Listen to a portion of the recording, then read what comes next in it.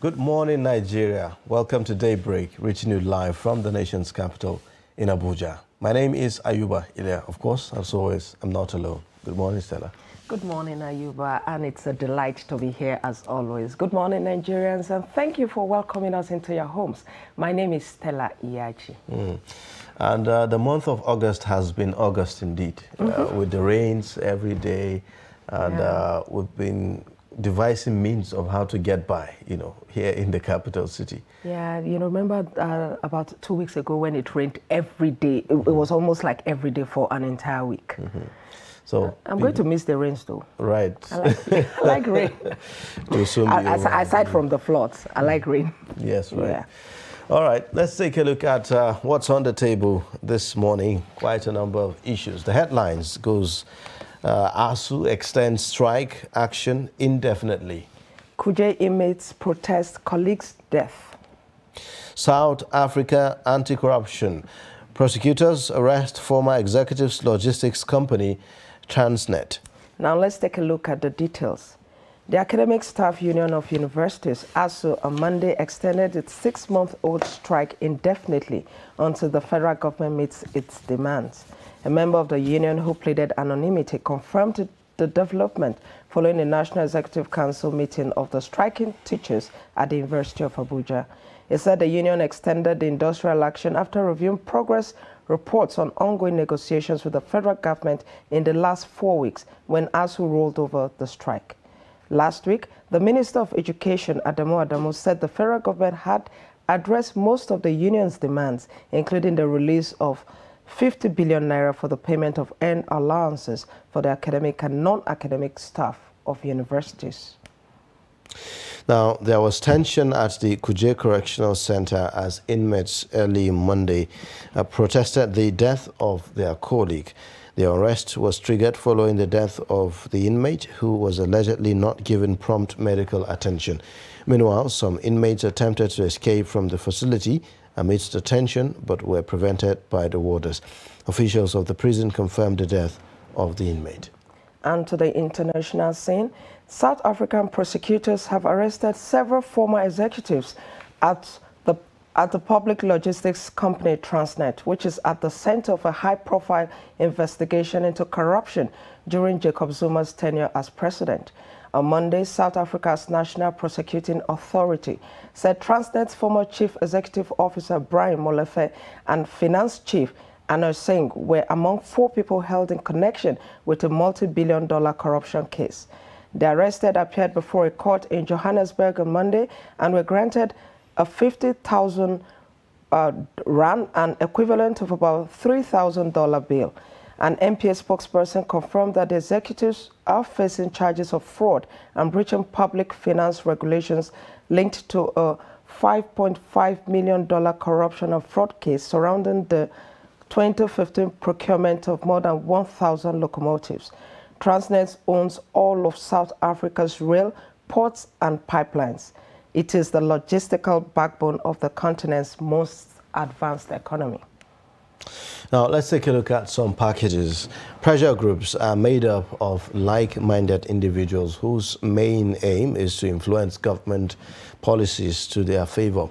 One of the major ways or strategies in which they use to influence government policies is through strike actions, which is the strategy ASU has been using in the last 7 months to get government to address their demands.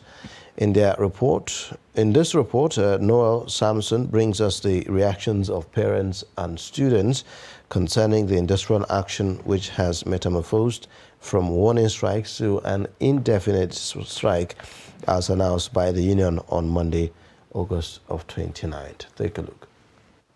Nigerians were on Monday again greeted with the news breaking from the stables of ASU concerning the continuation of the ongoing industrial action, which has lasted for 6 months due to government failure to meet up with their demands.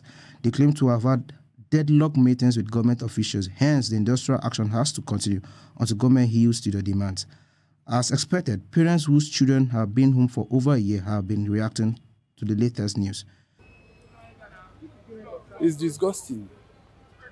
For upward 7 months now, students have been home. Their future has been kind of delayed, kind of, because there is nothing doing. The parents are anxious to go, and government doesn't seem care about it. I believe this strike has lingered for too long. Nigeria has never had it so bad. And if you look at the education sector, it has to be overhauled. Gabadea, sincerely speaking, the architectural, what's it called, the structure, the educational structure has to be overhauled. This is a country we live in. We have a minister of education. 5 months, 6 months, getting to 7 months, and now they're extending again. The students who are at the receiving end also lent their voices to the new development. Well, the ASUU strike is actually causing delay for me right now, because now I'm actually my final year, but I can't graduate because of them. I'm still at home doing nothing, thinking they will call it off very soon, but they are not saying anything about it. So I want the government to call it off all the time so I can graduate, and because I have other plans to do. But this strike now is delaying me. The government have placed an age for people that will go and serve. Imagine being at home for how many years, and then they will now come and expect you not to forge your age to serve. I do think it's unfair. We have to be sincere to ourselves as Nigerians. We have to get about this because people don't really care about us. Despite their frustration and anger, they still appeal to government to address the issue of contention to enable them return to school. And government should be gracious enough to let the schools back by all means. So I really like the government to just have mercy on us and find solution to it, because I believe that in every solution, any problem, there's a solution to it. Nigerians are optimistic that both the government and the union will come to an agreement and end the lingering industrial action. Noah Sampson, Trust TV News, Abuja. Thank you, Noel, for that report.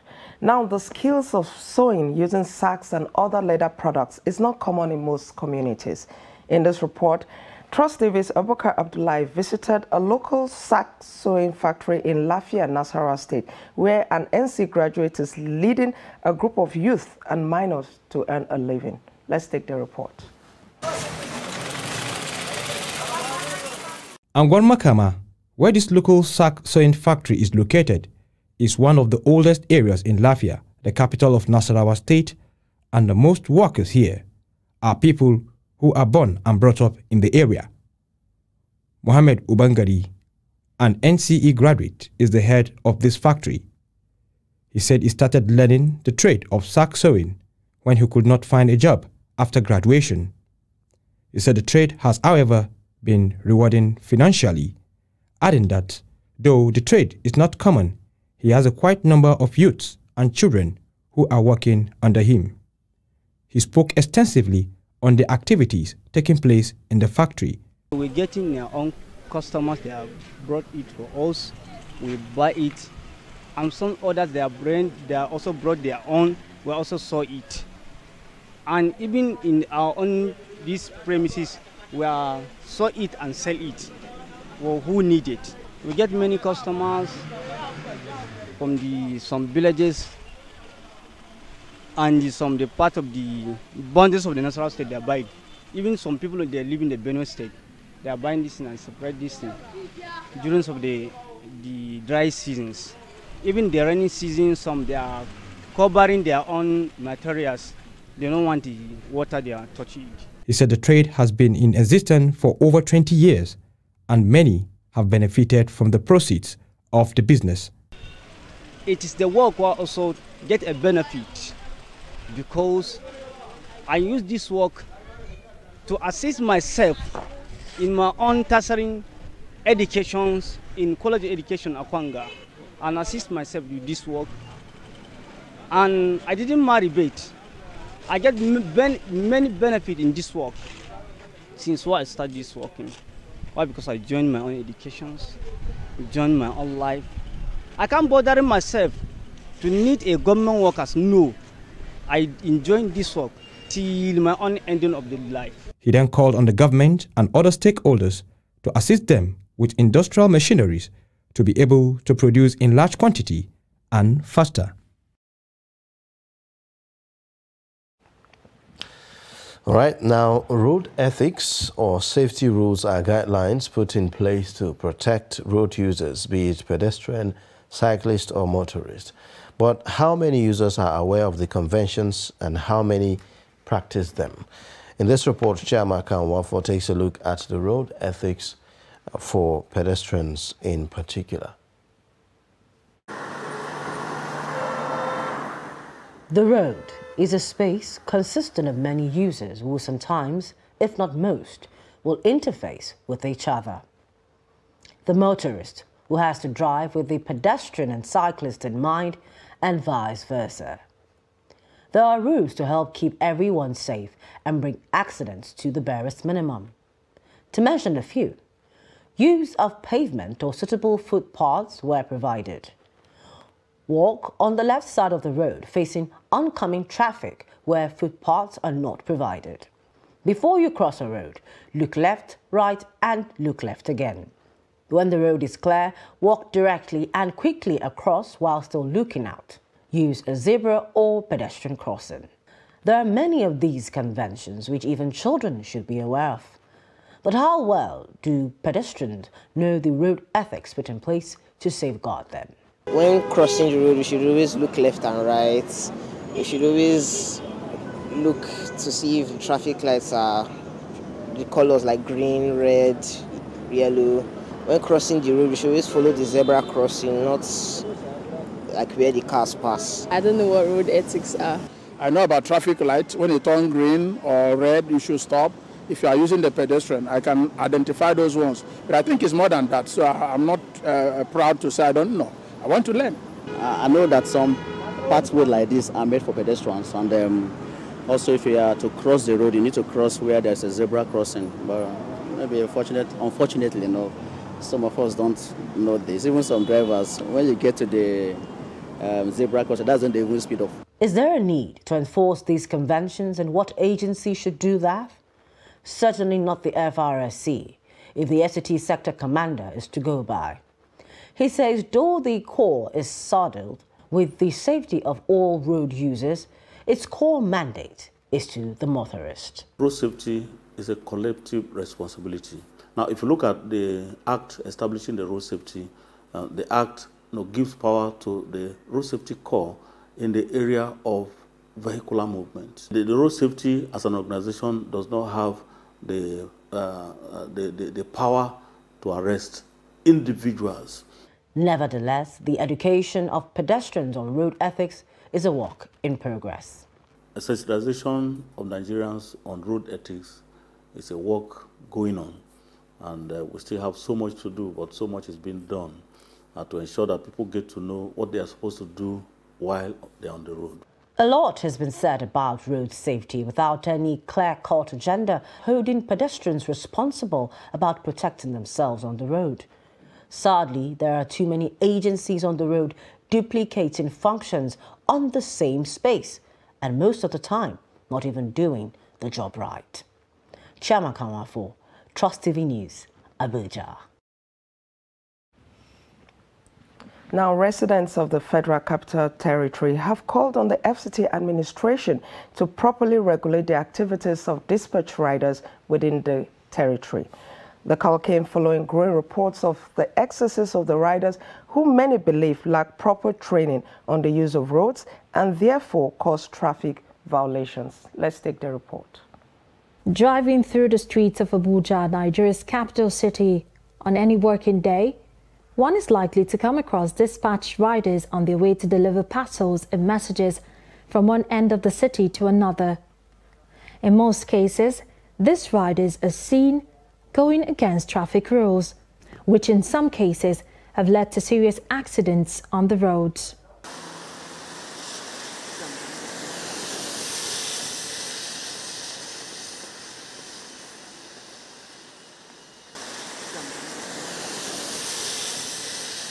This act of theirs make many people wonder if some of these dispatched riders are qualified and properly sensitized on the use of the roads by relevant authorities. We have conditions we have set for them.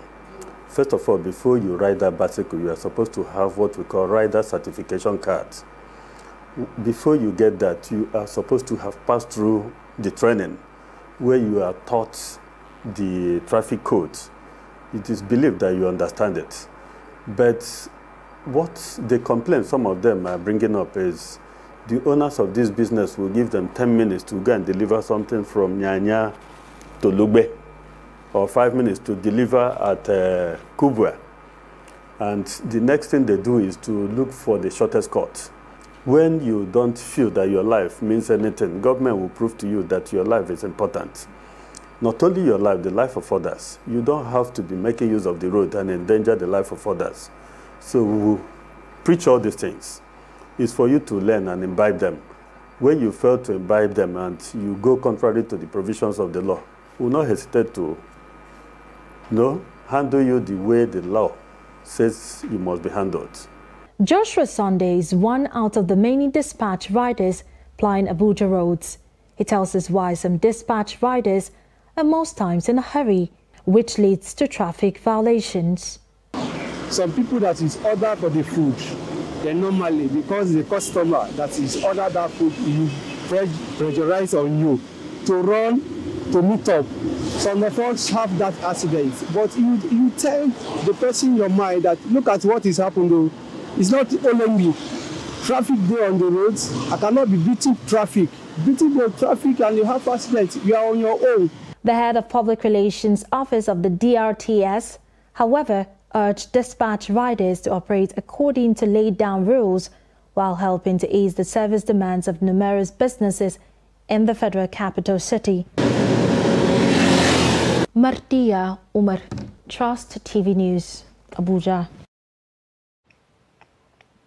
All right, now about 3 years after the peak of the COVID-19 pandemic, which came with series of lockdowns and deployment of several measures by the Health Ministry to curb the spread of the infection, vendors of non-pharmaceutical items are complaining of making little or no sales. Trust TV's Aisha Salihu takes a look at what has become of the COVID-19 merchandise and now reports. Accessing public places during the peak of the COVID-19 required wearing of face and nose masks, use of hand sanitizers, regular hand washing, and strict adherence to physical distancing, especially at social gatherings.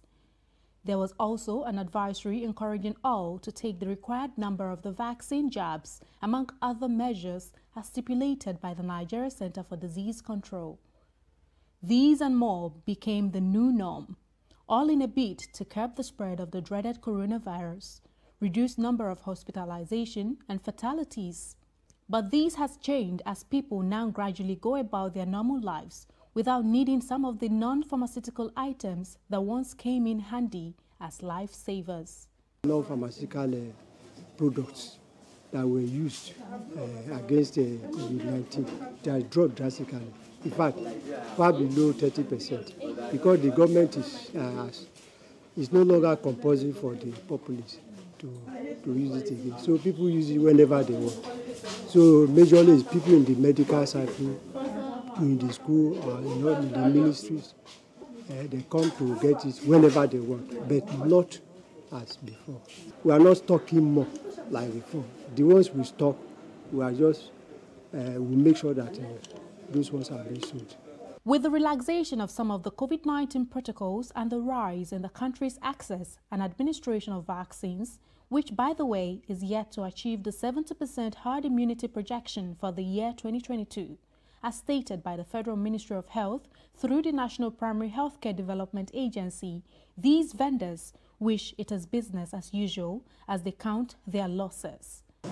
For some times now, I've been selling it, and during that COVID-19 period, we sell a much, and I think some days we do sell, if not, we go home with 5,000, 7,000, but these days, 1,700, sometimes 500. So it's very, very, very, very, it has, since the drops of, maybe because most people are no longer using it again. Time now, somebody will tell you they are no longer using those masks, 15 naira. So you see, at the end of the day, nothing to show. Affecting my business very well, because I feed myself from here during the COVID-19 period. But now, people are no more used to it. Although the Presidential Steering Committee on COVID-19, while commending the country's vaccination feat so far in parts of the country, is advocating the continuous usage of the non-pharmaceutical items to avert further spread. Aisha Salihu, Trust TV News, Abuja. All right, thank you, Aisha, for that report. With that, we take a short break now, and when we return, we'll look at what the newspapers are saying for today. Please stay. As the 2023 elections draw near, remember, evil prospers when good men and women only wish for peace, but never take a step to make peaceful elections happen. Are you a father? Are you a mother?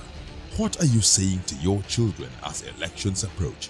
Have you warned them not to let themselves be used to cause violence?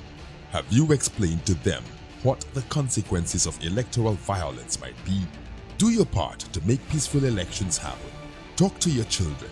Protect them from unscrupulous politicians who want to put them in harm's way, while their own children are comfortable at home, within and outside the country. Let's join hands to make 2023 elections peaceful. This message is from the National Orientation Agency, NOAA.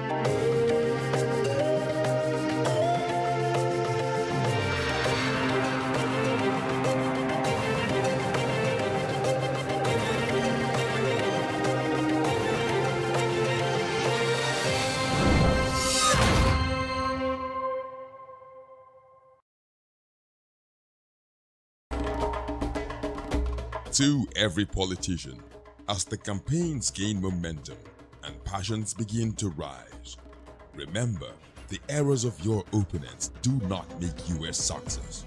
Do not run down your opponent and inflame passions to violence between and among your supporters. What counts is what you plan to do for the electorate and how you intend to relieve the sufferings and bring succor. Nigeria is in dire need of patriotic leaders at all levels, leaders who will make national development their priority.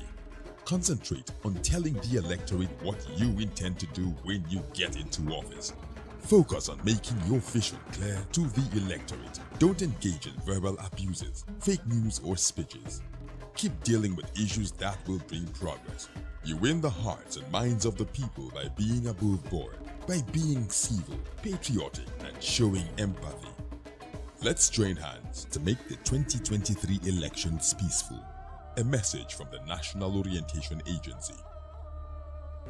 But in a situation where you find that they look like the same, not necessarily tribal or regional. I have said that.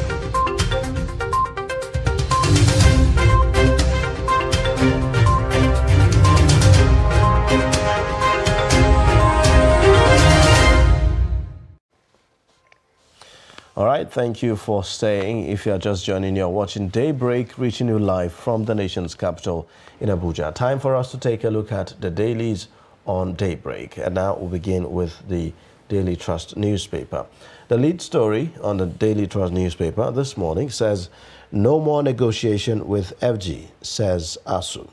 The writer says, declares indefinite strike, lecturers resigning in droves, and UNILAG. They are heartless NANS, that's National Association of Nigerian Students. And then you have their decisions not binding on state universities, pro-chancellors say. And that's on page 5. All the details are there on page 5. Then below the pictorial, you'll see FG may borrow 11 trillion naira for 2023 budget as deficit rises above 100%. At the very bottom, hush puppy, court bars FG from extraditing Kyari to US. 2023, politicians see election as war, says INEC. Woman lures kids with biscuits, steals 2-year-old in Niger. And below the masthead, quite interesting stories. Crowd defies downpour as Atiku, Ayu, others receive Shekarau on page 26. Banditry. FG releases 6.25 billion naira for cattle ranches in Katsina on page 27. Traders count losses as flood sacks Kano's Kantinkwari market on page 3. These are the top stories on the front page of the Daily Trust newspaper. And let's take a look at the Leadership newspaper. The Leadership newspaper has a lead that says it's still on the ASU strike.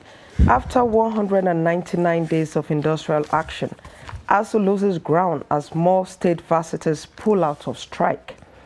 Pro-chancellors want union democratized as lecturers extend strike indefinitely. Say unions' quest for funding varsities outdated. Slam Osodeke for calling state varsity quacks. We've met over 80% of lecturers' demands, federal government. They have lost Nigerian sympathy. Also, on right above that, we have a story that says, Shekarau hobnobs with APC, NNPP, PDP in 3 months. Beneath that, court restrains PMB, NBC from shutting down 53 broadcast stations. We also have a story here, business story, Dangote to save Forex through 40% sugar import substitution. Also on the Leadership, Ohaneze to pick consensus presidential candidate from Southeast. And right just below the masthead, we have the story here. Federal government piles more debts on next president with 11 trillion borrowing for 2023. Also, groom, 6 wedding guests die. Bride, 8 others hospitalized in Enugu. We also have the story here. Court rejects federal government's request to extradite Kyari to the United States. These are the major stories on the Leadership newspaper. All right, so let's join our guest reviewer before we look at other papers. We have joining us virtually Hajia Zainab Okinu. She's the board chair Blueprint Newspapers. She joins us to give perspectives to some of the stories on the front pages. Good morning, Hajia. Good morning. Yes, good to have you join Thanks us for having me. on Daybreak. Yes, thank you. All right, well, you heard it. One thing that is very, it's everywhere on our papers this morning, or one story rather, that is everywhere, is the issue of ASU. Yesterday we saw that they have decided that the strike is now going to be indefinite. I mean, this is coming after several meetings with the federal government, and now they are saying no more meetings with federal government. It appears that they are fed up with whatever discussions they are having. Perhaps there's a missing trust somewhere. What's your take? Okay. Good morning again. Let me take it from your last statement. It appears that ASU is fed up. If ASU is fed up, the federal government too is fed up, and parents are even fed up. So there's an extent you can fight a cause. It gets to a stage where everything will rebound on you. I think ASU has got to that stage. They have lost the sympathy of Nigerians. They have even lost the sympathy of the students they claim to be protecting. I, for one, have always wanted ASU's demands granted, because at least they veil whatever their personal interest is, they veil it with the fact that they want education resuscitated. We want our students, our universities to be able to compete with other universities in the world. Universities are not properly funded. We know all this, and whenever ASU comes up with these demands, they always have, excuse me, they always have the sympathy of Nigerians. So, but more than 6 months down the line, and we are still recalcitrant. They should be able to come to a negotiating table. I know they've done that several times, and they have not been able to succeed. I also don't like the fact that the minister seems to be talking tough. If we all want the best for our children, if we want the best for our educational system, we should all sheath our sword and come to the negotiating table. Again, there's something like indefinite. I mean, talking about indefinite strike again is wrong for us to say that. Already they seem to be losing the ground. But because they seem to be losing ground because some universities are pulling out. So at the end of the day, I hope they will not have to beg to come back to the universities that they are now trying to shut down. All right, you wanted to say something? All right. You say negotiations have been ongoing between the federal government and ASU and the lecturers.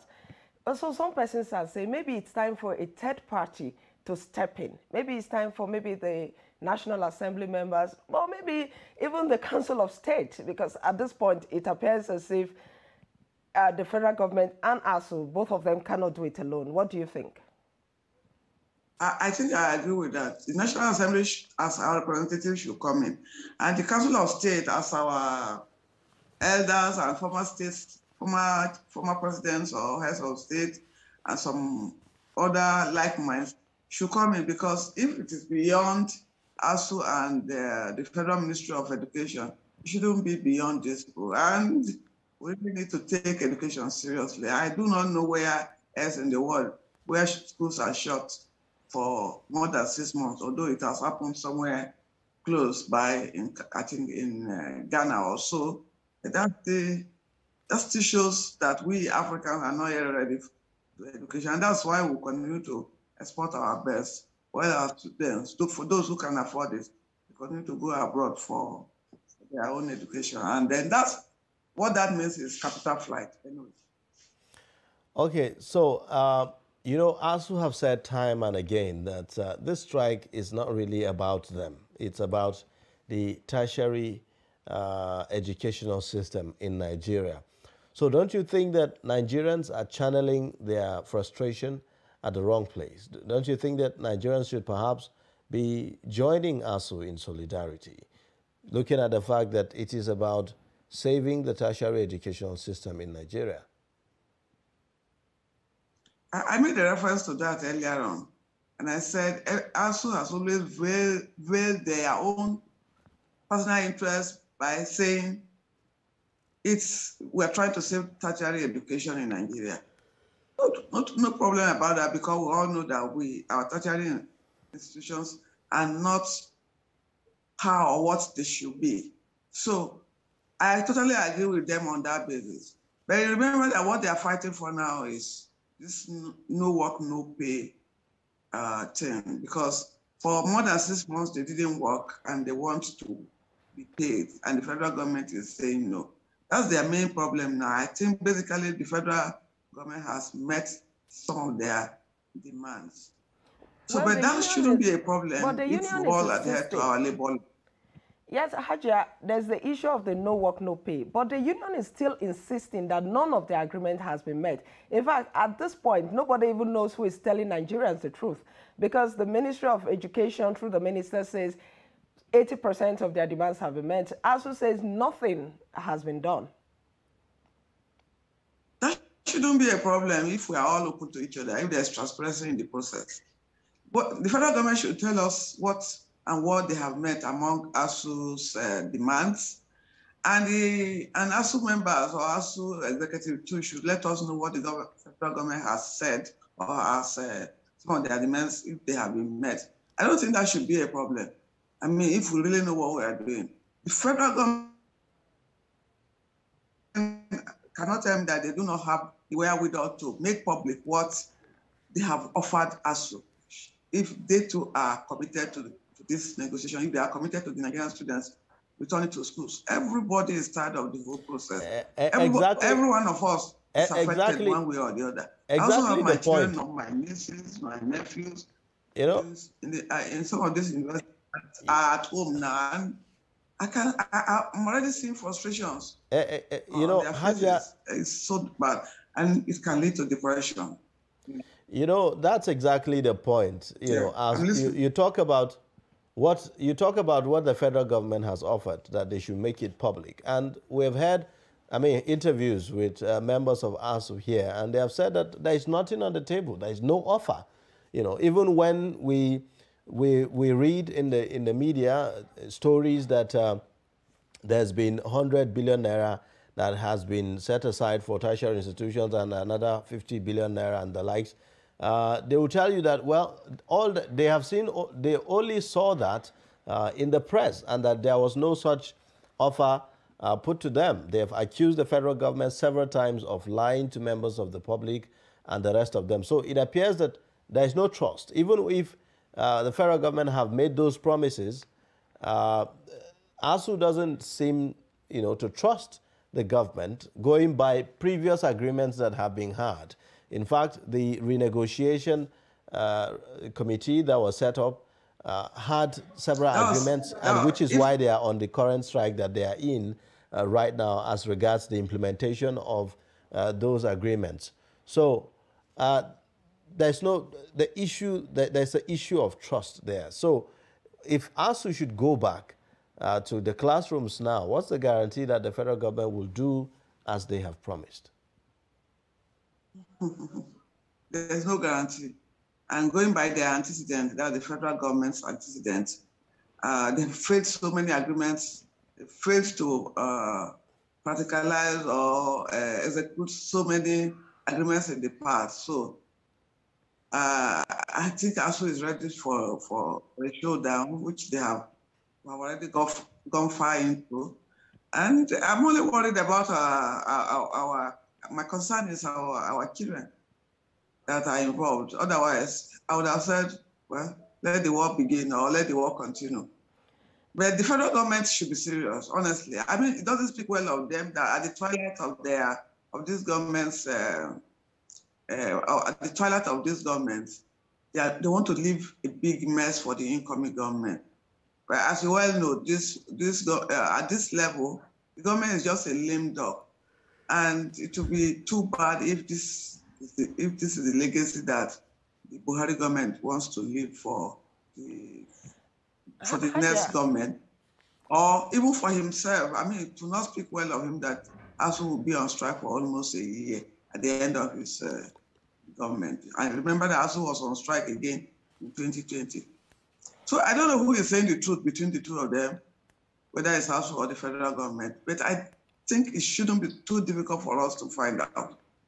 I mean, maybe it's one of the assignments that you can dig into, or we journalists should dig into. It shouldn't be, what is the federal government offering? Let us see it. Let us see it. What is ASU saying?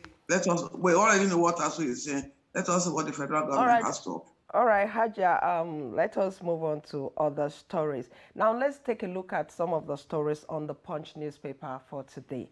The Punch newspaper has a lead story that says 19.76 trillion budget proposal, 12 trillion naira deficit worries federal government, debt may hit 54 trillion. Then we have riders that say revenue shortfalls to hamper capital projects funding. Federal government says insecurity threatens FDIs. Nigeria economy shrinks by 63 billion naira, 28 sectors struggle. Government decries petrol subsidy. Airlines cut workforce over aviation crisis. Families groan as kerosene price rises by 99%. Also, we have a story here. We have a pictorial on the Punch newspaper that has a caption, explosion near RCCG camp injures 2 razors trucks. Beneath that, please plan fresh screening for protesting constables. Man arrested for stealing 50-year-old child in Lagos. Generator fumes allegedly kills Enugu groom wedding guest. Also, just above the masthead, we have 6 of 10 doctors leaving Nigeria. This is coming from the Association of Resident Doctors. Wike vows to name candidates planning looting. Work for Atiku's victory, Shakara urges supporters. And then just beneath that, court stops Kyari's US extradition. Federal government reviews judgment. These are the major stories on the Punch newspaper. All right, so let's take a look at The Nation, on the Nation newspaper.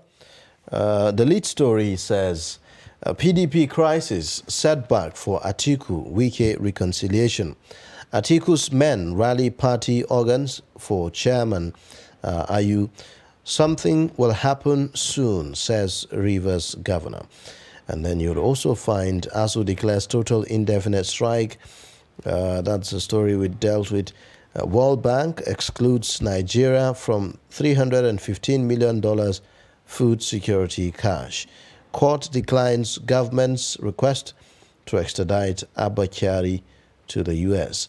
I am here for higher calling, says Tinubu. Gas-powered buses for use on Marina Aja-Ekpe route. You also have votes for capital projects unlikely in budget 2023, says Finance Minister. All right, Hajia, I think let's take a look at the stories. Hajia? All right, let's take a look at the lead story on the Punch. 12 trillion deficit worries federal government. Debt may hit 54 trillion. It appears that the debt profile of the country just keeps going up, and a lot of people and experts feel that nothing tangible is being done to stem this rise. What do you think? You mean the rise in our debt? Yes, in the debt profile. Debt profile. Well, I don't think the government is interested in doing anything about it. I mean, what do you mean by nothing is being done? The very people who should do something are the ones doing the borrowing. So, which is so sad because towards the end of Obasanjo's regime in 2006, 2007, when we had debt relief and were jubilating that for once, we're not going to owe, not just for ourselves, but for our children. Subsequent governments had tried to borrow a bit here and there, but this government has made borrowing an act. I mean, it's as if nothing can be done without borrowing. Even little things that we should be able to do for ourselves are not being done without borrowing. And the very people, they are the ones in government who are borrowing. They are also the ones that can do something about it. The only set of Nigerians that can stop them from borrowing is the National Assembly. But, you know, the government is in cahoots with the National Assembly. The National Assembly is not truly independent. So, all right. So we wait and see when they leave office, and then that's when we'll know the truth. Right now, I think that should be our major problem now. Instead of all this election, wicked, this, that, our main problem should be we should be able to tell this government to stop, because this debt is not just for them. It's not for this generation. Generation after us will continue to pay this debt. Let's borrow for the future. Each time the government says it needs to borrow, it comes up with things are tough, and of course the economic situation is bad everywhere. But some persons have said that the cost of governance in Nigeria is partly responsible for where we are as a country. I would like you to speak to that. And also, do you think that the implementation of the Orosaya report will help in any way?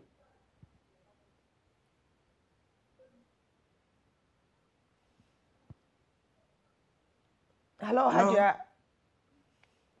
Yeah, so I got to a certain level, and let me speak on the, you mentioned Orosaya report. What did you say? I said that each time the government wants to justify the borrowing, it talks about the fact that the general economy across the world is bad, and it's not just Nigeria, and things are tough. But then a lot of people have said that the cost of governance is partly responsible for Nigeria's problem, and that not a lot has been done to tackle that or reduce it. So I'd like you to speak to that. Yes, I am interested in this issue of cost of governance in Nigeria, because that's, to me, where our problem is. I remember that the Buhari government promised to reduce the cost of government and even mentioned the idea of presidential fleet, reducing it, but we haven't had or seen much of that. Each government official in Nigeria, or let's say minister, let's be practical about it. There's no minister that does not go about with at least, let's be modest, at least 6 or 7 cars. All these cars are fueled. There are staff attached to them. There are governors in this country that have up to 200 aides. I'm talking at the state level, at sub-national level, and at the federal government level, you cannot even quantify it. At the federal government level, there's so much waste. So cost of governance is our major problem. If Nigeria wants to, we know that there's a global recession, there's a problem, inflation is a global thing now. But while other countries are doing something practical to nip the problem in the bud, such as reducing governance and even cost of governance and even palliatives for the citizens, we do not see our own palliatives. I don't know whether you have seen your own. I have not seen anything. And we keep even increasing the number of MDAs. I know at the last count, there must have been at least almost 10 agencies have been created in the last 7 years. So before you go back to Orosaya report, if you are sincere, if the government is sincere about reducing cost of governance, it's not just about the civil service setup, as bad as that too is. It's not just about MDAs, as bad as that too is. They have to first show good faith in reducing cost of governance right from the presidency to from the executive generally, both at the presidency and at the state level, down to even the local government level. So if we see today that all these executive jets have been sold off, maybe we'll keep only 1 or 2. We'll be happy. We'll know that the government is serious. And all the aides of the president, who are in hundreds, most they have reduced the number. We'll be happy. And even you and I will be ready to do something, because this thing requires sacrifice on all fronts. So, but I have not seen that sincerity on their part. So while I agree that there are too many MDAs, and that's where the Orosaya report comes in, to reduce it, to match some, to reduce, and probably scrap some of them, I agree that it's good. But you know what that will do to us again? It will create more unemployment. It will surely create more unemployment for our people, because right now, what's the percentage of civil servants? All right. Perhaps maybe about 10%. And this 10%, you know the number of dependents that they have. All right. So when you reduce the number of MDAs and you reduce the number of staff, and you put some more people into you throw more people into the unemployment market, you also have social crisis. All right, Adja, so let's quickly look at the Guardian newspaper to see what they have there on the front page. as well as the This Day newspaper. Now, The Guardian leads with the 2023 FG to borrow 11 trillion naira, spend 3.36 trillion naira on subsidy. Nigeria to spend 19.76 trillion naira next year as deficit jumps by 54%. Government may not fund capital projects in 2023, says Finance Minister. Petrol subsidy to remain till mid-2023. We also have Ayu Wike continual war of words amid reconciliation talks. Bandits force Niger magistrate courts to relocate. And then you have beneath the pictorial, Obi Dati Media Office tackles Tinubu's group for comparing Peter Obi with Asiwaju. And then you have Obore Vori appreciates God citizens on returning as Delta PDP governor candidate. And then you also have court dismisses suit for Abba Kyari's extradition. ASU extends strike indefinitely. All right, let's quickly take a look at This Day. This Day has a late story that says, are you saying this? PDP not built on any individual. No person can destabilize it. 2023 poll, a referendum on APC, says Atiku boasts he's been tried, tested, receives Shekarau into party. Wike, this is coming from Wike, something will happen in PDP soon. And then we have another writer here. Ex-Kano governor writes INEC on new status to withdraw Senate ticket. And then beneath that, we'll have a pictorial of the reception when Shekarau was received into the party yesterday in Kano. Also above that, we have a statement from Atiku. I will ensure NNPCL is fully privatized, run on NLNG model. Also, just right above that, State Varsity Pro Chancellors descend on ASU over Oshodeke's comment. Then just above the masthead, INEC, politicians see elections as war. These are the major stories on This Day for today. All right, so I understand that we've lost Hajia to conclude on this newspaper review. But I mean, of interest to me is the this proposal, this budget proposal that we are now talking about. Time and again, government have said, well, if we don't borrow, how do we invest in capital projects? How do we do other things, you know, and all that? And I asked the question that all that we have borrowed over the years, shouldn't we be seeing the dividends of what we have borrowed? Yeah, the evidence of what we've been borrowing, especially since it has been argued that all the borrowings were invested, you know, into projects and all of that. By now, we should be generating revenue, you know, from some of those. And now it's even more worrisome when you look at the fact that the budget proposal has a deficit of 11 trillion naira, and the finance minister is saying that government may not fund capital projects in 2023. So that's, you know, that's even making it much more worrisome. You know, that is why lots of experts have continued to say that if you don't cut cost of governance, that we'll continue to be on this track, because it's important to cut the cost of governance, and by a huge margin. I mean, no minister needs to move around with how many cars, because those cars need to be filled all the time, and then all the aids, there's no need for all of those aids. Like Hajia mentioned that there's a particular executive that has over 200 aids. To do what exactly? I mean, if those aids were working, Nigeria shouldn't be where they are.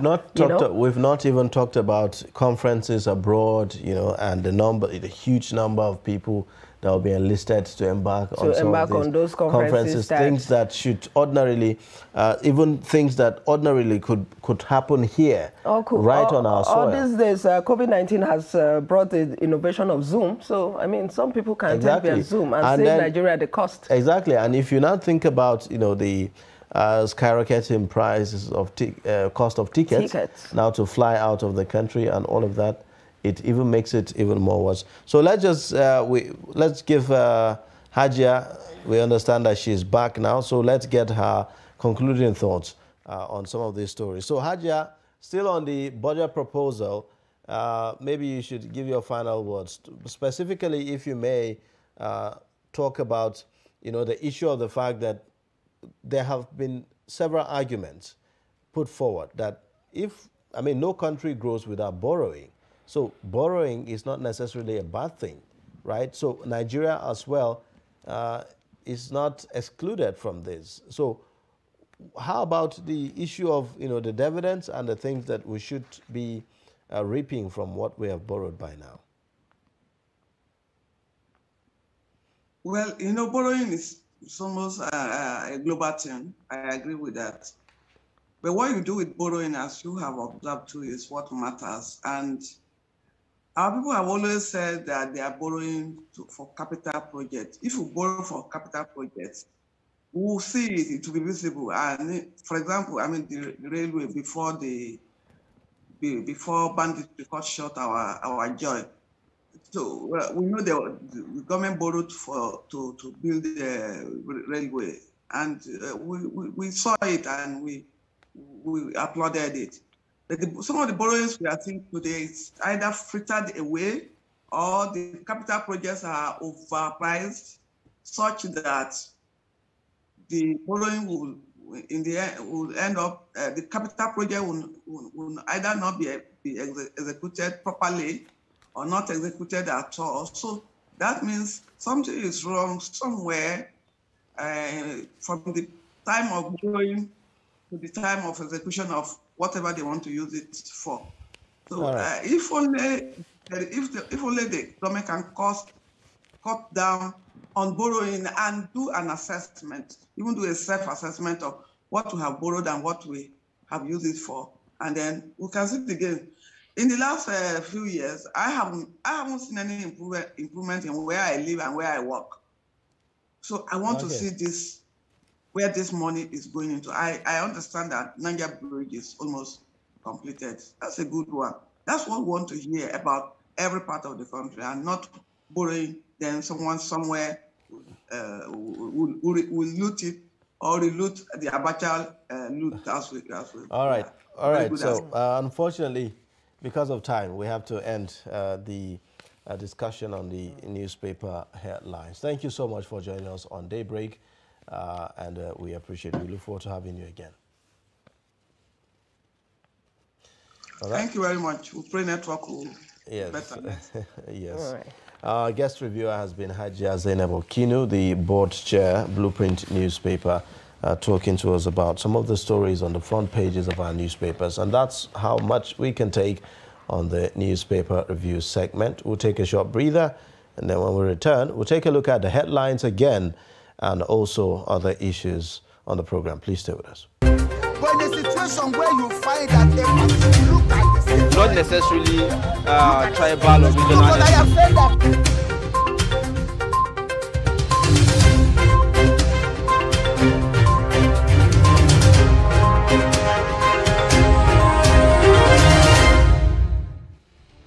As the 2023 elections draw near, remember, evil prospers when good men and women only wish for peace, but never take a step to make peaceful elections happen.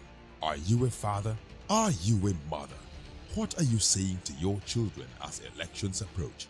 Have you warned them not to let themselves be used to cause violence?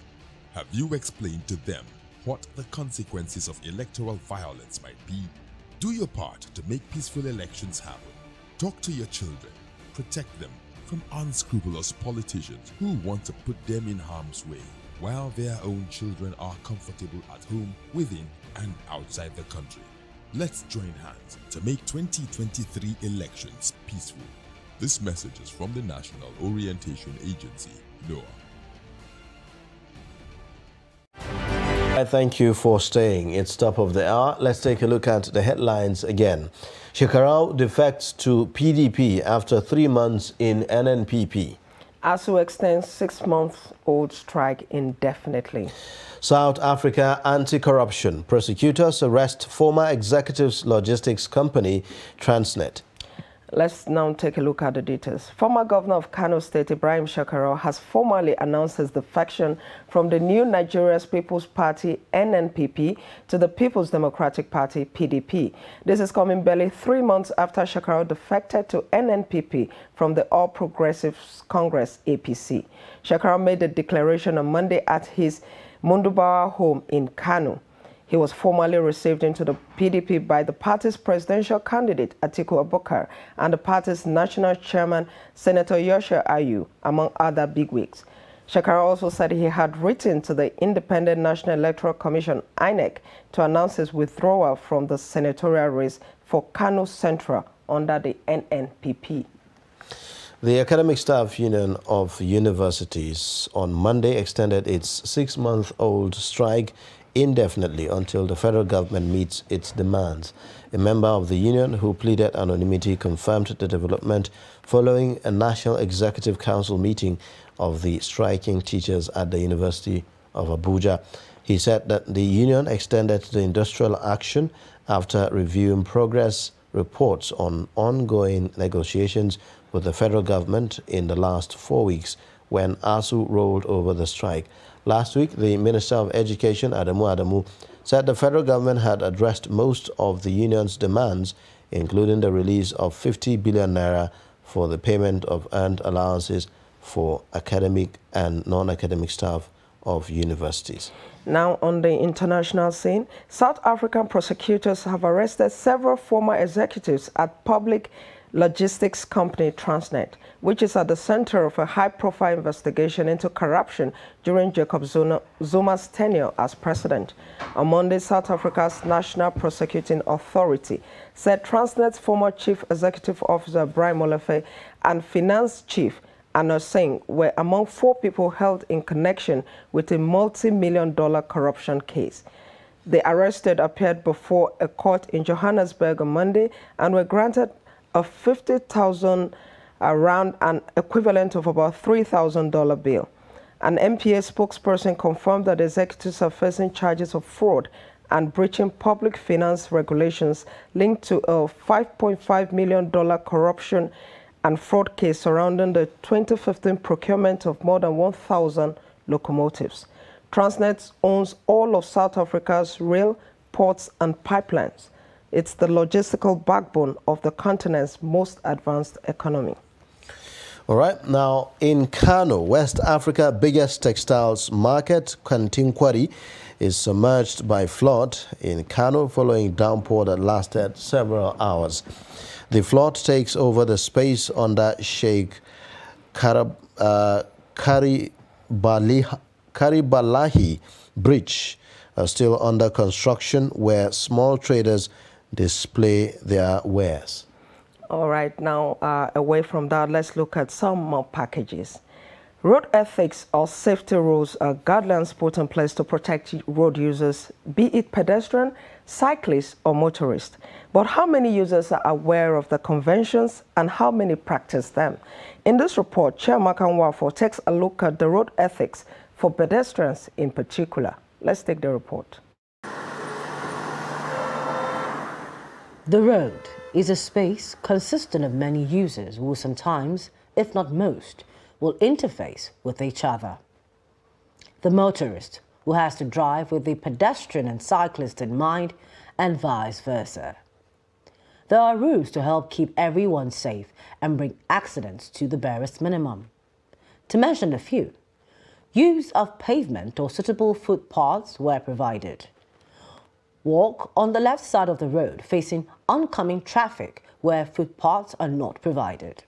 Before you cross a road, look left, right, and look left again. When the road is clear, walk directly and quickly across while still looking out. Use a zebra or pedestrian crossing. There are many of these conventions which even children should be aware of. But how well do pedestrians know the road ethics put in place to safeguard them?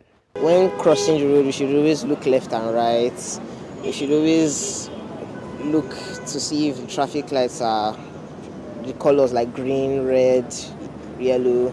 When crossing the road, we should always follow the zebra crossing, not like where the cars pass. I don't know what road ethics are. I know about traffic light. When it turns green or red, you should stop. If you are using the pedestrian, I can identify those ones. But I think it's more than that. So I'm not proud to say I don't know. I want to learn.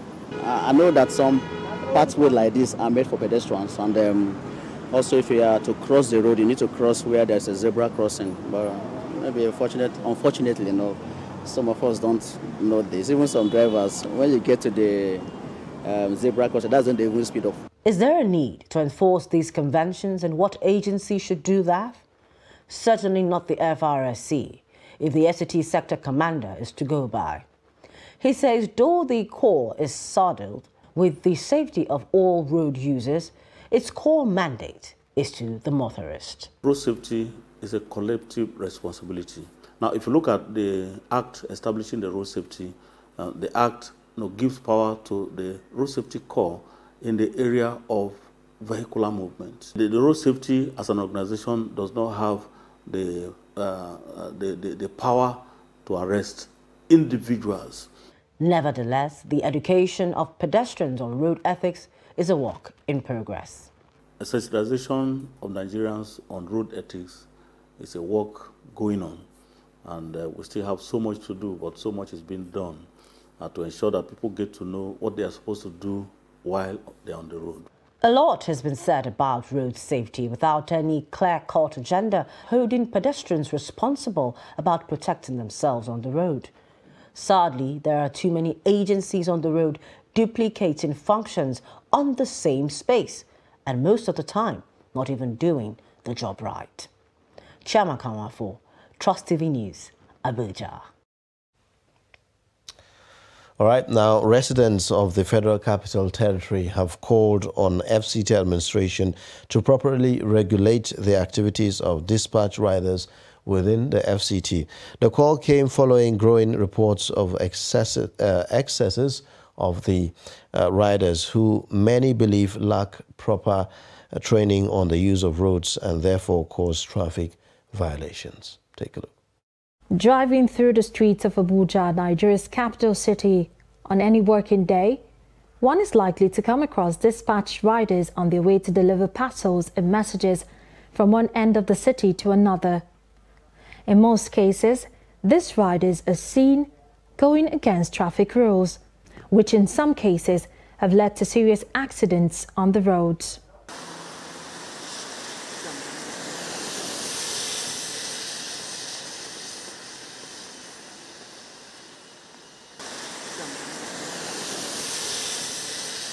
This act of theirs make many people wonder if some of these dispatched riders are qualified and properly sensitized on the use of the roads by relevant authorities. We have conditions we have set for them. First of all, before you ride that bicycle, you are supposed to have what we call rider certification cards. Before you get that, you are supposed to have passed through the training where you are taught the traffic codes. It is believed that you understand it. But what the complaint some of them are bringing up is the owners of this business will give them 10 minutes to go and deliver something from Nyanya to Lugbe, or 5 minutes to deliver at Kubwa. And the next thing they do is to look for the shortest cut. When you don't feel that your life means anything, government will prove to you that your life is important. Not only your life, the life of others. You don't have to be making use of the road and endanger the life of others. So we will preach all these things. It's for you to learn and imbibe them. When you fail to imbibe them and you go contrary to the provisions of the law, we will not hesitate to handle you the way the law says you must be handled. Joshua Sunday is one out of the many dispatch riders plying Abuja roads. He tells us why some dispatch riders are most times in a hurry, which leads to traffic violations. Some people that is ordered for the food, they normally, because the customer that is ordered that food, you pressurize on you to run, to meet up. Some of us have that accident, but you tell the person in your mind that look at what is happening though. It's not only me. Traffic there on the roads, I cannot be beating traffic. Beating the traffic and you have accident, you are on your own. The head of Public Relations Office of the DRTS, however, urged dispatch riders to operate according to laid down rules while helping to ease the service demands of numerous businesses in the federal capital city. Martia Umar, Trust TV News, Abuja. Thank you, Mardia, for that report. Now, it's been 3 years since the peak of the COVID-19 pandemic, which came with a series of lockdowns and deployment of several measures by the Ministry of Health to curb the spread of the infection. Vendors of non-pharmaceutical items are complaining of making little or no sales. Trust TV's Aisha Saliu takes a look at what has become of COVID-19 merchandise and now reports. Accessing public places during the peak of the COVID-19 required wearing of face and nose masks, use of hand sanitizers, regular hand washing, and strict adherence to physical distancing, especially at social gatherings. There was also an advisory encouraging all to take the required number of the vaccine jabs, among other measures as stipulated by the Nigeria Center for Disease Control. These and more became the new norm, all in a bid to curb the spread of the dreaded coronavirus, reduce number of hospitalization and fatalities. But this has changed as people now gradually go about their normal lives without needing some of the non-pharmaceutical items that once came in handy as lifesavers.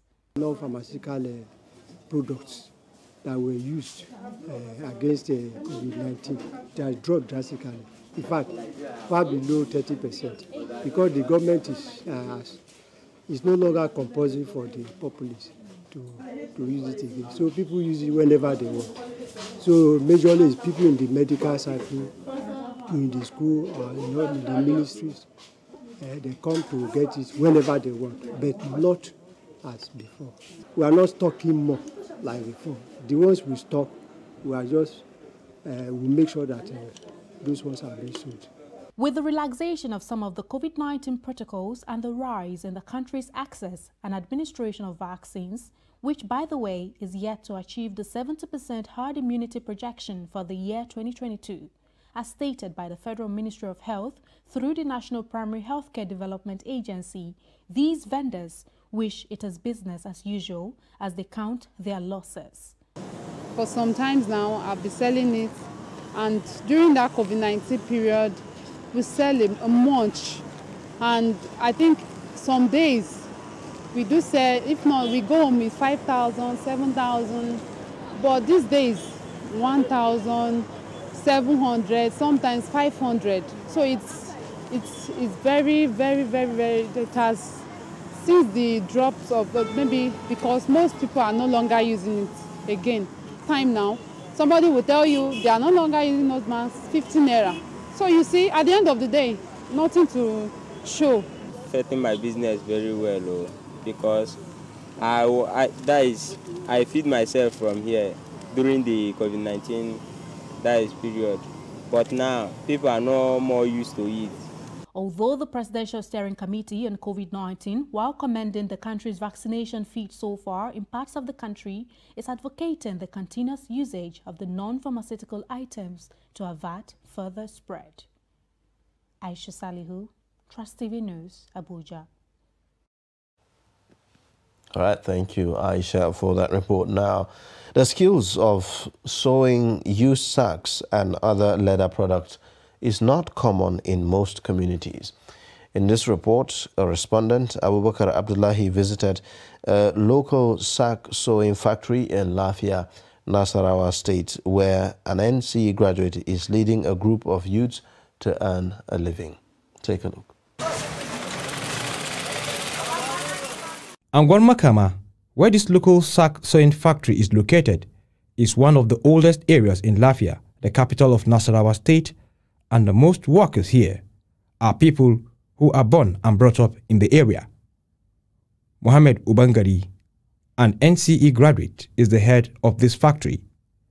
He said he started learning the trade of sack sewing when he could not find a job after graduation.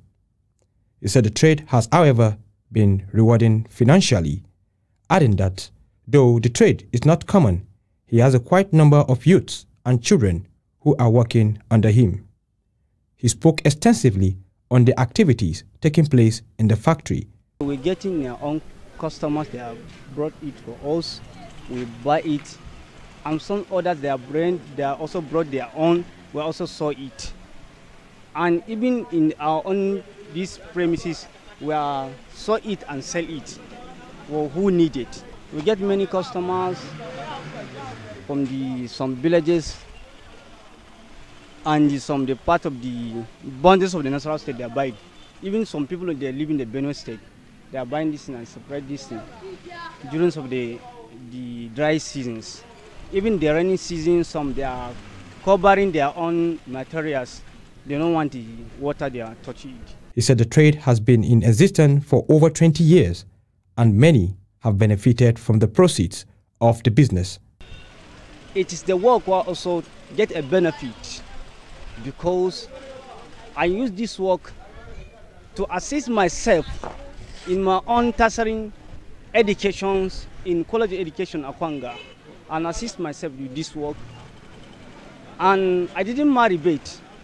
I get many benefits in this work since I started this working. Why? Because I joined my own educations, joined my own life.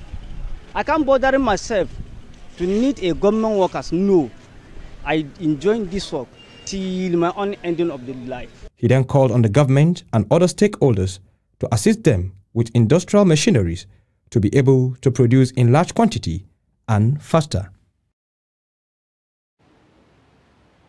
All right, with that, we'll go for a short break now. When we return, we're going to our first discussion of the day. Please stay.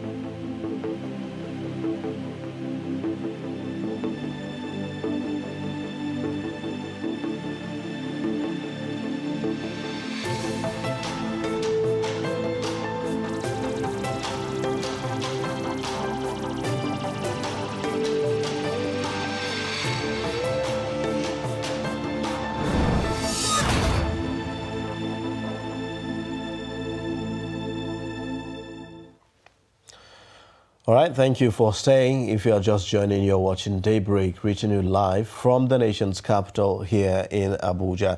We're about to take a look at the next discussion on the program. The Nigerian Medical Association has revealed that the country has a deficit of 315,426 medical doctors to cater to the health needs of its over 200 million people. According to the NMA, Nigeria's ratio of 1 doctor to 5,000 patients falls short of the World Health Organization recommended ratio of doctors to patients in the country, which should be 1 doctor to 600 patients. Using the latest United Nations population data for Nigeria, which is pegged at 215 million and 63,351, the NMA revealed that there are 43,013 doctors available to attend to all Nigerians, leaving a huge deficit of 315,426 medical doctors. To discuss the implication of this on the country's health sector, we have in the studio a medical doctor, Dr. Najib Usman, who will give us more insight on this. Thank you for joining us on Daybreak. Thank you so much. Yes. Let me start by a more generalistic approach to this discussion, which is your assessment of the country's health sector as it regards the number of medical doctors we have. Okay. Thank you so much. To be honest, we are in a very pathetic situation. This is a country of 200 million people with just less than 30,000 doctors practicing in Nigeria. If you look at the MDCN, which is the Medical and Dental Council of Nigeria, on its register, there are about 80,000 doctors. But the number that is practicing in Nigeria is 30,000 or less. And week in, week out, every week, we are losing doctors. On average, every week, 10 doctors leave Nigeria for UK. This is the reality. And the thing is, when these doctors leave Nigeria, Nigeria is losing. We lose money. Money in terms of the money that is invested in the trainings, and then money in terms of medical tourism. The Nigerian budget in 2022 for health sector is just 4%. That's about 700 billion naira. And annually, the amount that Nigerians spend on medical tourism is more than 650 billion naira. So just imagine, the country is spending 700 billion, and then Nigerians are exporting 650 billion to other countries. So, why do you think that that's the case? Is it with the infrastructure? Is it with the health infrastructure? Or is it with the issue of lack of specialists that will attend to certain issues, health-wise? Well, for specialists, we have the specialists. But let's talk about infrastructure. It's not there. We don't have it. The working environment is not encouraging. You see, the joy of any health care professional is to see a patient, offer your services, and then the patient should be back on his or her feet. That is the joy.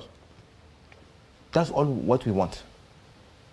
But just imagine a scenario whereby someone made it to the hospital, maybe an emergency unit, but the doctor is helpless. There's nothing he can do. The most basic of... When you place the training yes. that you get, and the kind of things that you need, or the kind of things that you are shown during your training that you need to use, yes.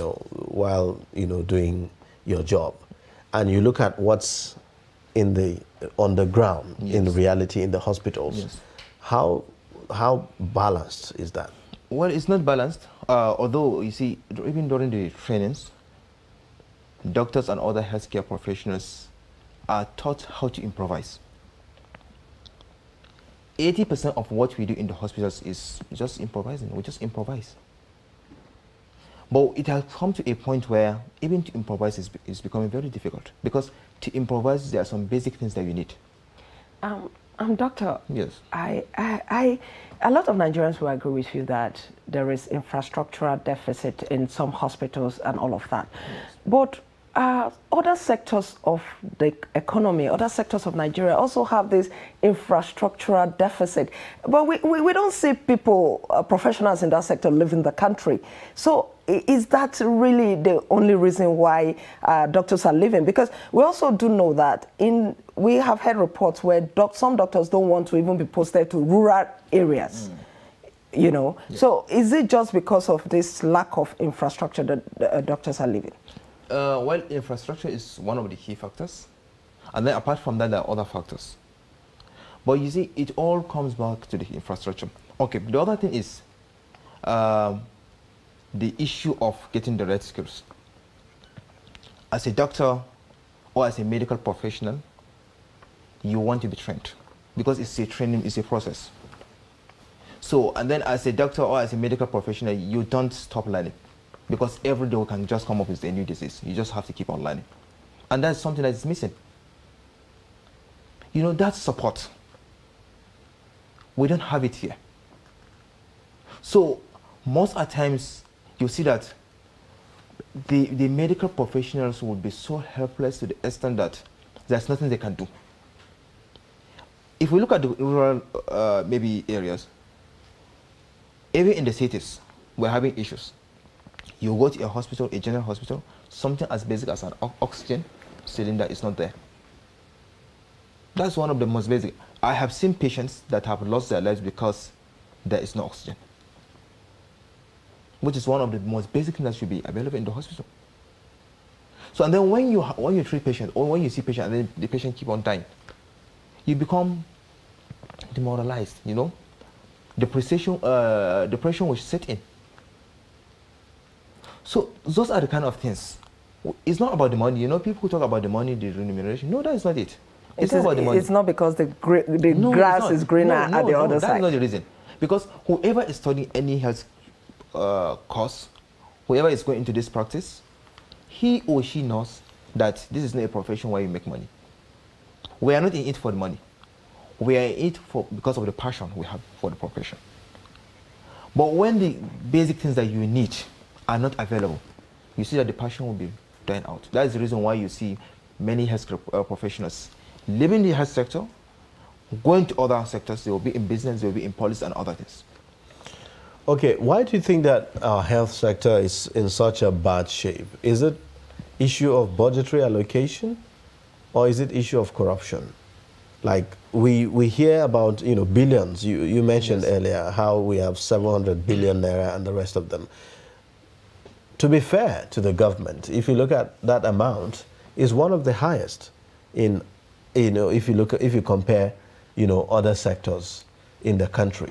So we have that kind of budgetary allocation. Yes. But would you say that that's not enough, or is a problem of corruption how that is not trickling down, you know, to where it's needed? Okay.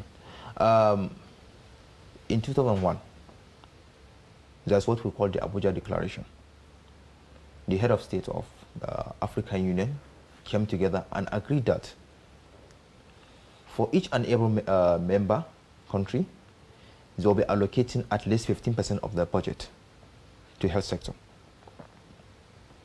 For the past 4 years, we have consistently been at 4%. Remember, there was COVID. When COVID came, it was a different story. The devastation. We all witnessed what happened. So talk about 50. This is the recommended is 15%. We're not even off the 10. We're talking about 4%. But it's the same with the educational sector. Yeah. Also, there's a percentage that is required by UNESCO as well. And that's the reason why we are in the mess we are. Just look at ASU. ASU has been on strike for how many months? And then some of the lecturers are now leaving. They're also leaving. Well, the Minister of Health says that every year Nigeria produces about 2,000 to 3,000 doctors, and that the number of people that leave yearly is now up to 1,000.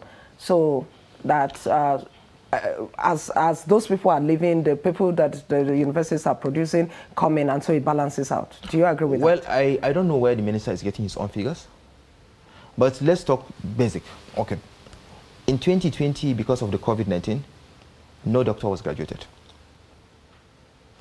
And this is 2022. So for 2021 and 2022 session, no doctor will be graduated because of the strike. So let's assume that we are producing 1,000 as he said, or 2,000 as he said. Now for 2 years, 2 consecutive years, we are not able to produce any doctor. So where do you fill up that kind of gap? And then the number of people that are leaving, like I said, on the MDC register, we have 80,000. And then the ones that are processing is just 30,000. And then when you talk about the people that are leaving, we are talking about people that have done their NYSC, done their house job. You know, people that have started, they have experience in the sector. You can't just graduate today and then start practicing. You have to go through another process. So we are losing people that have experience. People that specialists, we are losing them. Yeah, that brings me back to what the minister also said. He said that they are working on a one-for-one policy whereby when one doctor leaves, another one is taken. When one nurse leaves, another one is taken. But then an expert said that, how do you replace a doctor of 15 years, a doctor that has 15 years experience with a graduate that comes in? So I'd like you to speak to that. The thing is, you see, in medicine and in healthcare profession, experience is key. So someone that has been in the profession for 15 or 20 years is leaving. And then you get someone that just graduated from the university and say replace him. It's not working. We have come to the extent that medical students, before they even write their final exam in Nigerian universities, have started applying for license in other countries. That is the reality. Because they want to go there and specialize. But should that be the case? Because those ones are still in school. You won't say that they have come out and have faced the situation in the hospitals where there's lack of equipment and all of that. That means that those ones already made up their minds not to practice in Nigeria. It's not that they have made up their minds. Our trainings are done in hospitals. We learn from others. You have seen your elders, your senior colleagues. You have seen the troubles they are going through. Why will you stay? You see, depression, the number of doctors that are coming down with depression, suicidal attempts is high. We just don't talk about it. But we have heard of instances where doctors and healthcare professionals kill themselves, commit suicide. So the reality is this. We are in a country whereby a lot of things are not working. We understand that. But there are some things that are supposed to work. At least we're talking about life and death situation. And then when we look at corruption, the budgetary allocation is 4%, but in reality what we have is maybe less than 2%. That is it. So corruption, poor infrastructure, lack of good working environment, poor remuneration, those are the things that are making people to leave. Okay, there are those who say that, look, Nigeria, no doubt, is in a difficult situation right now. It's in a deep mess right now. And we need patriotic citizens that will salvage the country. So some are saying, where is the patriotism of some of the doctors that have been trained in our institutions at a very, low cost, institutions that are heavily subsidized by government and the rest of them? Others argue that, isn't it time, isn't it this an opportunity for these doctors to pay back, to do some kind of selfless service? Earlier you mentioned issue of passion and all of that. So where you find doctors having issue of remuneration as excuse for leaving the country, what would you say to that? Well, to be honest, I think doctors or healthcare professionals are the most patriotic Nigerians. We're very patriotic, very selfless. We're not in it for the money. We're in it to just serve humanity. And that's why our oath, we saw an oath to protect life, to help life, to help the sick, the needy. That's just it. So when we talk about, can that be said really about all doctors? Yes, that's what we swear an oath to. And that's the oath. That's the oath. But is that the reality? That's the reality. That's the reality. The issues. That's the reality. But understand the situation. Like we said, as a doctor, as a healthcare professional, you shall do no harm. So when someone comes to you, and then there's nothing you can do, you're doing harm. So that's the reason why sometimes you have to leave. Go and help humanity. Go to other places that value your skills, that need your services. But when you leave, and then, but when you leave Nigeria, where the doctors are not enough, are you not doing harm? We're not. Because you are leaving a vulnerable group of people without any doctor. You see, the worst harm you can do to a system like the health profession is for you to see someone and then to not do anything.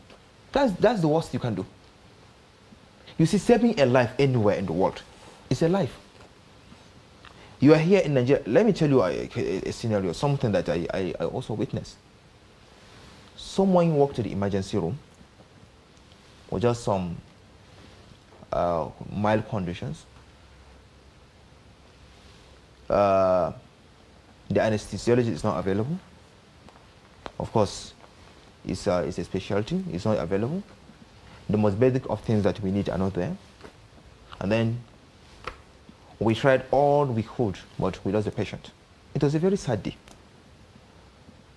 I know of a doctor that was practicing in Yobe for 5 years. He has been there, working for almost 14 or 15 hours a day.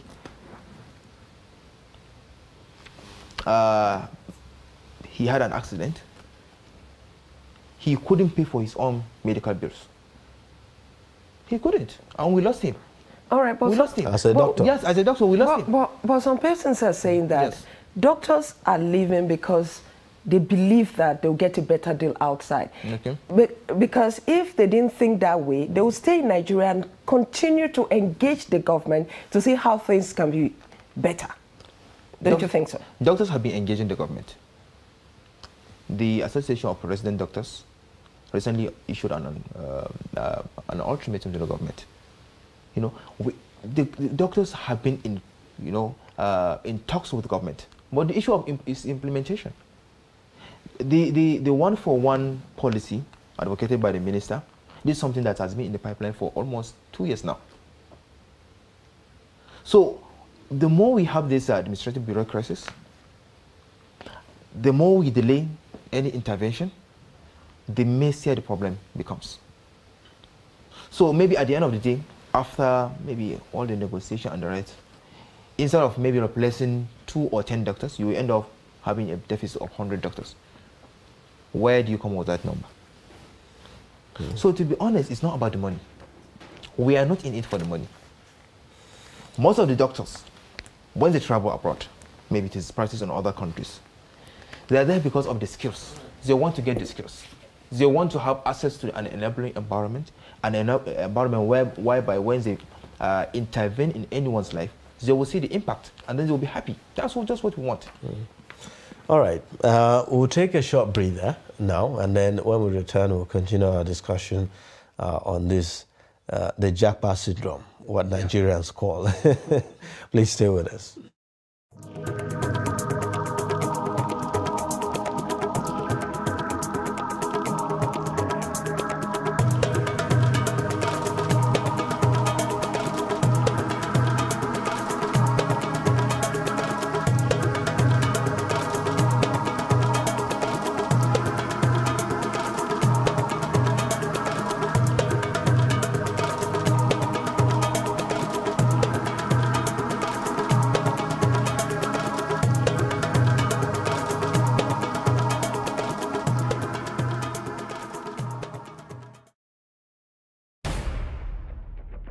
Every patriotic Nigerian should hear this. Any politician who means well for the people will never allow themselves or their supporters to engage in any violent, destructive activities. No politician who truly wants to serve the people and develop the nation will encourage his followers to destroy properties or take human lives before, during, or after the elections. The Nigerian public must watch out for these traits and isolate any politician who encourages supporters to engage in violence. No genuine politician or patriot will cause trouble and seek to destroy the very society which they aspire to lead or develop. Politicians who have the good of the people at heart will not allow themselves or their followers to engage in violence, destruction of properties, and then taking of lives. Be vigilant. By their words you shall know them. Shun violence. Stay away from politicians who want you to do so. Let's join hands to make the 2023 elections peaceful. This message is from the National Orientation Agency, NORA.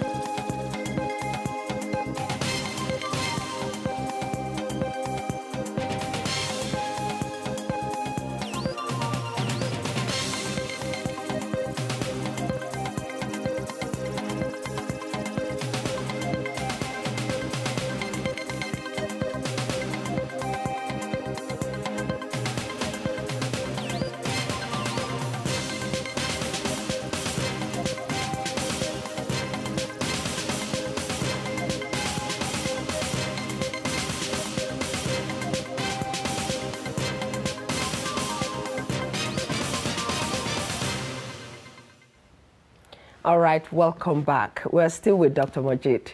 So we're talking, before we went on the break, we're talking about flight of doctors from Nigeria. And now I want to take you to the issue of the rural areas. Yeah. There have always been reports of doctors declining posting to rural areas. I'd like you to speak to that. Well, it's so unfortunate, to be honest. Doctors are supposed to practice wherever they are posted. But understand that it's a system, and then we have tiers, like it's a categorized system. There's the tertiary facility, and then you come to the secondary, and then the primary facilities. Most of what you have in the villages or rural areas are primary healthcare centers. And then those centers are designed not to be manned by doctors, the basic PHC. And then we have the comprehensive, which are supposed to be manned by a medical officer of health. That is someone who has done his housemanship and then has done his post-NYSC doctor, let's just call it that. So they're supposed to be manned by that. But how many do we have? You see, the thing is, I know of people who practice in the rural areas. Of course, I know some of them. And then there are people that, of course, declined those kind of postings. Sometimes, you see, as bad as it is in the urban area, it's worst in the rural area. So when people are complaining of lack of infrastructure, lack of needed medical equipment in the urban area, just imagine the situation in the rural area. So most of what we do is the primary healthcare facilities are manned by the community health extension workers and other people. And then their own job is just to identify basic things, offer basic treatment for things like malaria, typhoid, those kind of things. And if there's any need for doctors' interventions, they can refer. That's what the system. We have to rationalize. We have to ration resources. But is that the ideal? Should we only have national? I mean, should we only have primary health care, you know, at the rural level? Shouldn't we have, you know, hospitals, proper hospitals at those levels? And that's one of the things we have been telling the government. Let's have these infrastructures. Let's have these hospitals in the rural area so that at least people can go there and practice. Do you know that? Like we said, this is a profession that needs training and retraining. Due to lack of adequate doctors in the rural areas, the maternal death rate is still very high, despite introduction of technology and all of that. Yes. Does that bother the enemy, members of the enemy? It bothers us. Having mortality rate of about, you know, like, you know, we don't want anyone to die. That's the reality, like I said. And it's a very high thing. Having a very high maternal mortality rate is something that bothers each and every one of us, because some of us are fathers, we have wives, we have sisters, you know, we are family men, so we know the pain. And that's the reason why most of the interventions, most of what the government does is in the urban area, because they're the referral centers. People from villages, from rural areas are referred to maybe a general hospital or any facility or a comprehensive hospital in town, or maybe in a local government area. So the number of doctors we have is not enough. All right. 30,000 doctors. If you say, okay, in Nigeria we have 774 local governments. So divide that number, 30,000 by 774. So it's not... Yeah, we saw a report that said that Nigeria has a ratio of 1 doctor to 4,000, between 4,000 and 5,000, instead of the WHO recommended 1 doctor to 600 persons. But how much of infrastructure can government make available to keep the doctors at home? Because that in itself is relative. Yes. Yeah, it is. But what we need is just a working environment. An environment that is working. A hospital that is functional. Not what we have now. An empty hospital, where the most basic things are not available. That's what we need. See, in the 2022 budget, there's this report I read somewhere that the budgetary allocation to the State House Clinic which of course we know no one goes there, is more than the budgetary allocation to all our teaching hospitals combined. At a point, we had the First Lady complaining that the basic, equipment needed in the state hospital clinic are not there. So just imagine this kind of scenario, the situation we are in. What must Nigeria do to be able to bridge this gap, this deficit that we have? What will it take us to be able to have as much as we need in terms of manpower? What we need is simple. Let's implement the Abuja Declaration, or at least try to improve on what we are now, where we are now. The Abuja Declaration is 15% of the budget allocated to healthcare. Let's implement that, and then you will see the progress we will make. Because the money will go into trainings, it will go into building infrastructure, it will go into equipping our hospitals. So when we have that, people will not leave. Do we have enough training institutions for medical personnel in Nigeria? We don't. We don't. For a country of 200 million, as the minister said, based on his own figures, producing 1,000 to 3,000 doctors, 1,000 to 3,000 doctors every year is not encouraging. Mind you, we have a deficit of more than 300,000 doctors. That's the deficit. More than 300,000. How many will we need to produce every year to be able to bridge that? So you see, based on what the minister is saying, at the current rate, it will take us like 200, 300 years to bridge that gap. That's just the meaning. But, Doctor, you also know that there's a general problem with the economy of the country. Yes. So what if the government is unable to implement the Abuja Declaration at this point because of lack of adequate funds? What can it do? What percentage of it can it do to at least manage the situation? You see, there are other countries, some countries that have practiced that, like the 15% is a recommendation. And we are currently at 4%. That's less than 1/3 of the recommended percentage. So let's improve that. 10%, 4%, something better than this. And then when we improve it, let's make sure that most of the money is going into capital expenditure. But the money is just not there. That's the impression that we get from government. I mean, this morning we are seeing the budgetary proposal for 2023 and we have a deficit of 11 trillion. Right? So now, just imagine now, okay, the budget is, the amount of money that Nigerians are spending on medical tourism is 650 billion. This is something that we can trap here, we can use it here. 650 billion. So the government may not be able to finance it, fine, but the government can go into PPP, private-public partnership. That's something that government can look into. It's not bad. Instead of people to be traveling to Egypt, India, to spend money on medical tourism, we can get similar thing here. Establish similar thing, and then we need that political will. Okay, for the government, yes. Considering to the fact that we have infrastructural problems in our healthcare systems. Yes. Is it as bad, such that it warrants the kind of medical tourism that we see happens, or is it the problem of lack of confidence on our own health institutions in Nigeria? Okay, let me ask you a question. You see, if you want to improve a system, you have to lead by example. How many of our leaders do go to hospital in Nigeria? People that have access to the best of healthcare in Nigeria don't go to hospitals in Nigeria. They leave. Why? Because they know that the system is collapsed.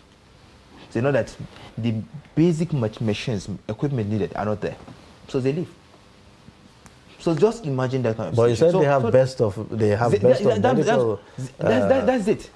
People that have access to the best of facilities here in Nigeria. They know that what they have here in Nigeria is not up to. Okay, what is considered best What here? is considered best? What's considered best here? It's not the ideal. So they go to other countries where they think they won't get the ideal. That's just it. So in a situation whereby, maybe if there was a time I was reading in one of the newspapers that the president has gone to UK for air infection. How many ENT specialists do we have in Nigeria? Many. But the president doesn't have confidence in his own health system. And he has to leave Nigeria. So what do you tell other Nigerians? Well, that's a sad one. Unfortunately, and we have food to for end. Thought. Yes, it's a food for thought and a place for us to end the discussions. Thank you so much for coming on Daybreak and sharing your experience with us. Thank you so much. We hope that we get out of this as soon as possible as Nigerians. With that, we've come to the end of the program. In case you've missed, you can always catch up on all our social media platforms and also watch us live on YouTube. My name is Ayuba Ilya. Thank you for welcoming us into your homes this morning. Do well to join us same time, same station tomorrow. My name is Stella Yaji. For now, do have a pleasant day.